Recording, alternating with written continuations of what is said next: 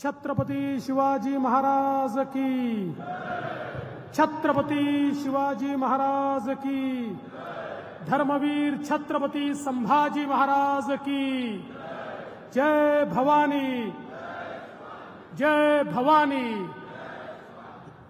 मंचावर उपस्थित महाराष्ट्राचे लोकप्रिय मुख्यमंत्री श्री एकनाथराव शिंदेजी, धडाडीचे उपमुख्यमंत्री अजितदादा पवार, आमचे सहकारी उदय सामंतजी, अदितीताई तटकरे, सुनीलजी तटकरे, निरंजनजी डावखरे, अनिकेतजी तटकरे, ज्ञानेश्वरजी म्हात्रे, भरतजी गोगावले, प्रशांतजी ठाकूर, महेंद्रजी थोरवे, महेंद्रजी दळवी, धैर्यशीलजी पाटील, श्री अविनाश कोळी, श्री महेंद्र कल्याणकर, श्री प्रवीण पवार, श्री योगेश मसे, मंचावर उपस्थित सर्व मान्यवर आणि या ठिकाणी उपस्थित सर्व भगिनी आणि बंधूंनो, सर्वप्रथम स्वराज्य भूमीमध्ये हिंदवी स्वराज्याचे सरसंस्थापक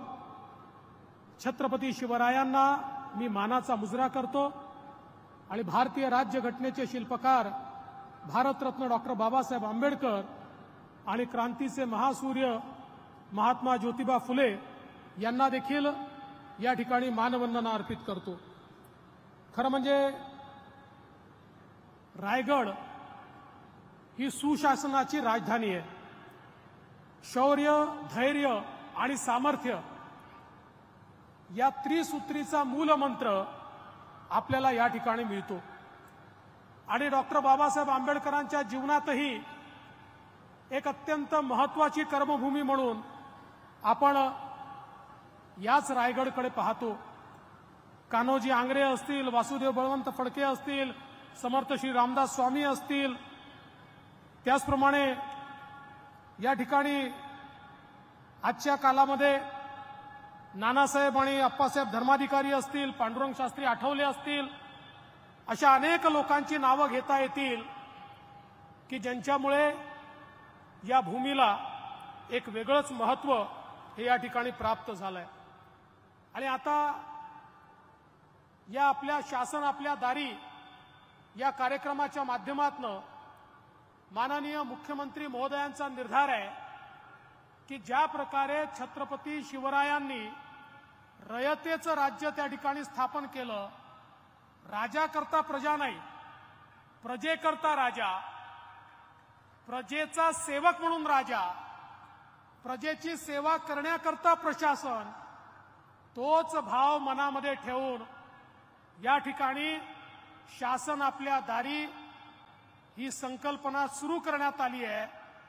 आणि आपण पाहू शकतो की एवढ्या कमी कालावधीमध्ये जिल्ह्यातल्या 26 लाख लाभार्थ्यांना 1700 कोटी रुपयापेक्षा जास्त लाभ हा या कार्यक्रमाच्या माध्यमातून मिळालेला आहे।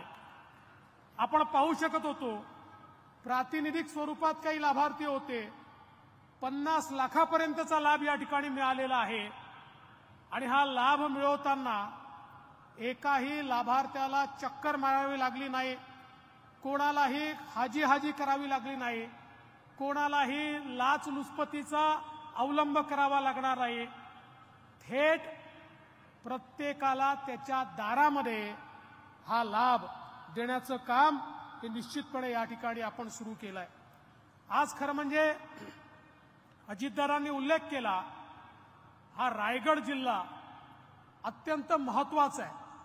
आज आपण पनवेल, तिकडे ठाणे जिल्ह्यातलं समजा नवी मुंबई असेल, रायगडचा उरलेला सगळा भाग असेल, असा जर आपण एकत्रित विचार केला तर बंधू भगिनींनो, गेले 50 वर्ष महाराष्ट्राचा विकास हा मुंबईमुळे झाला, पण पुढचे 25 वर्ष महाराष्ट्राच्या विकासाचं केंद्र हा रायगड जिल्हा असणार आहे, हे आपण सगळ्यांनी लक्षात घेतलं पाहिजे। आणि म्हणून एकीकडे मोठ्या प्रमाणात औद्योगिकीकरण चाललंय, पण दुसरीकडे आपल्याला हे देखील सांगितलं पाहिजे की आधुनिक जगामध्ये आज सगळ्यात महत्त्वाचं काय आहे? डेटा सगळ्यात महत्त्वाचा आहे। पूर्वी ऑइल तेल सगळ्यात महत्वाचं होतं, पण आता डेटाची किंमत तेलापेक्षा जास्त झाली आहे आणि देशाची डेटा राजधानी ही आमचं रायगड आणि नवी मुंबई झालेला आहे. देशाची डेटा सेंटरची 65% कॅपॅसिटी ही आपल्या या भागामध्ये तयार झालेली आहे. त्यामुळे भविष्यामध्ये डेटातनं जी व्हॅल्यू तयार होणार आहे ती व्हॅल्यू कॅप्चर करण्याचं काम हा रायगड जिल्हा आणि या ठिकाणी आमचा नवी मुंबईचा भाग हे 2 भाग मिळून निश्चितपणे या ठिकाणी करणार आहेत.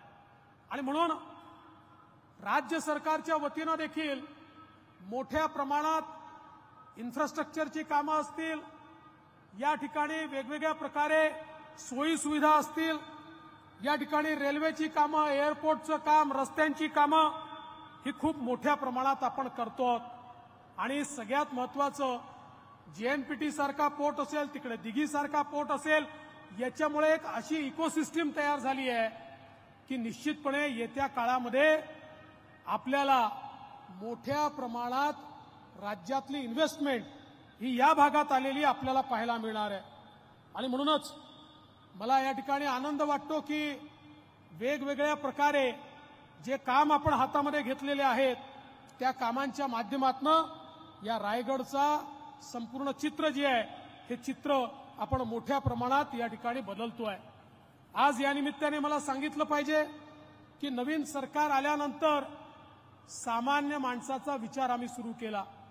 मग आमचा शेतकरी असेल, आमच्या शेतकऱ्याला त्या ठिकाणी 1 रुपयात विमा देण्याचा विषय असेल, आमचा भाताचा शेतकरी त्याला त्या ठिकाणी बोनस देण्याचा विषय असेल, आमच्या अडचणीत आलेल्या शेतकऱ्याला थेट मदतीचा विषय असेल, प्रधानमंत्री शेतकरी सन्मान योजनेसोबत नमो शेतकरी सन्मान योजना सुरू करून मोदीजींच्या 6,000 रुपयांसोबत राज्याचेही 6,000 रुपये हे शेतकऱ्याला देण्याचा विषय असेल, असे अनेक विषय आपण या ठिकाणी सुरू केले आणि आमच्या शेतकऱ्याला स्थैर्य देण्याचा प्रयत्न हा आपण मोठ्या प्रमाणात या ठिकाणी केला. आणि बंधू भगिनींनो, एवढंच नाही तर आपल्या सगळ्यांना कल्पना आहे की आज मोठ्या प्रमाणात आमच्या माता भगिनी या ठिकाणी उपस्थित आहे. खरं म्हणजे या कार्यक्रमाची यशस्वीता काय असं मला कोण विचारलं तर मुख्यमंत्री महोदय एवढी मोठी रेकॉर्ड संख्या तर यशस्वीता आहे, पण या संख्येच्या 60% महिला या ठिकाणी आहेत. ही खरी याची यशस्वीता आहे. कारण प्रधानमंत्री मोदीजी सांगतात देशाला पुढे न्यायचं असेल तर महिलाच आता पुढे नेऊ शकतात. महिलांना सक्षम केलं तरच आमचा देश पुढे जाणार आहे.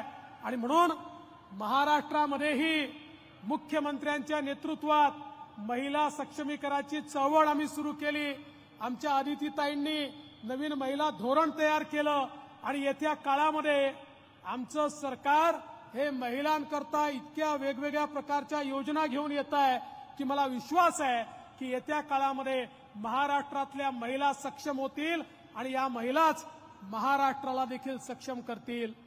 आज बचत गटाच्या माध्यमातून रिव्हॉल्व्हिंग फंड त्या ठिकाणी वाढवण्याचा विषय असेल, आमच्या महिलांना वेगवेगळ्या उद्योगांमध्ये सवलत देण्याचा विषय असेल, आमच्या महिलांकरता बचत गट मॉल तयार करण्याचा विषय असेल, असे अनेक विषय आपल्या सरकारने माननीय मुख्यमंत्र्यांच्या नेतृत्वात आज या ठिकाणी सुरू केलेले आहेत. याचा देखील मला अतिशय अभिमान आहे. आणि खरं म्हणजे आमच्या महिलांना माहिती आहे, आमचं सरकार आल्यावर पहिला निर्णय घेतला आणि महिलांना एसटी मध्ये 50% सवलत ही आपण त्या ठिकाणी दिली. त्यामुळे आता महिलांना 50%च त्या ठिकाणी तिकीट लागतं. महिलांना विनंती आहे, आता घरच्या लोकांना सांगायचं जिल्हास्थानी जायचं असेल तर तुम्ही घरी बसा, तुम्ही गेले तर दुप्पट खर्च होतो, आम्हाला जाऊ द्या, आम्ही गेलो तर अर्धाच खर्च होतो, त्यामुळे आम्ही सगळे कामं करून येऊ. आणि महिला एवढ्या सक्षम आहेत की ते 100% चांगलंच काम करून येतील, 2 पैसे वाचवूनच येतील. आणि म्हणून मला असं वाटतं अत्यंत महत्वाचा विषय हा या ठिकाणी आपण केलेला आहे. खरं म्हणजे निराधार योजनेमध्ये 1000 वरनं 1500 रुपये आपण केले, शिष्यवृत्ती आपण 1000 वरनं 7000 रुपयापर्यंत केली, 10 लाख घरं ओबीसी करता बांधण्याचा निर्धार आपण केला. अशी वेगवेगळी कामं या ठिकाणी केली आहेत. माननीय मुख्यमंत्र्यांचं भाषण देखील आपल्याला ऐकायचं आहे. मी केवळ एवढंच सांगतो, आता देशामध्ये एक नवीन पर्व सुरू झालेला आहे. मोदीजींच्या नेतृत्वात आपला देश झपाट्यानं विकासाकडे चाललाय. आपल्याला कल्पना आहे 22 जानेवारीला आमच्या अस्मितेचा नवीन चॅप्टर त्या ठिकाणी सुरू होतोय. 22 जानेवारीला प्रभू श्रीरामांचं मंदिर हे अयोध्येमध्ये पुन्हा एकदा उद्घाटित होत आहे. आणि ज्या देशावर आणि ज्या प्रभू श्रीरामावर परकीय आक्रमत्यांनी त्या ठिकाणी आक्रमण करून आणि त्यांचं मंदिर ध्वस्त केलं होतं, पुन्हा एकदा प्रधानमंत्री मोदीजींच्या हस्ते आमची अस्मिता, आमचा अभिमान, आमचे राष्ट्रपुरुष प्रभू श्रीराम हे त्याच ठिकाणी विराजमान होणार आहे. आणि मी हे या ठिकाणी सांगू इच्छितो, हा केवळ एक मंदिर उद्घाटनाचा कार्यक्रम नाही आहे, देशाच्या नवीन अस्मितेचा कार्यक्रम या ठिकाणी आहे. पण मला कधी कधी आश्चर्य वाटतं, काही लोक त्याच्यातही विवाद तयार करतात. काही लोक म्हणतात तुमची प्रायव्हेट प्रॉपर्टी आहे का? अरे राम या राष्ट्राची प्रॉपर्टी आहे. पण त्या ठिकाणी राम जन्मभूमीचा संघर्ष सुरू होता, त्यावेळी काही लोक शेपट्या घालून आपल्या घरामध्ये होते. तेच आज प्रश्न विचारतायत की या ठिकाणी राम तुमची प्रायव्हेट प्रॉपर्टी आहे का? राम इथे बसलेल्या प्रत्येकाची प्रॉपर्टी आहे, हे त्यांना या निमित्ताने मी सांगून देऊ इच्छितो. आणि काही झालं तरी या देशामध्ये ही जी काही नवीन अस्मिता आहे, ही नवीन अस्मिता नवभारताचा निर्माण करेल. आणि त्याच सोबत नव महाराष्ट्राची निर्मिती माननीय मुख्यमंत्र्यांच्या नेतृत्वात आम्ही देखील या ठिकाणी करून दाखवू. एवढंच या निमित्ताने बोलतो आणि माझं बोलणं संपवतो. धन्यवाद. जय हिंद, जय महाराष्ट्र. लोकशाही मराठी ऐका, पहा, जागरूक रहा.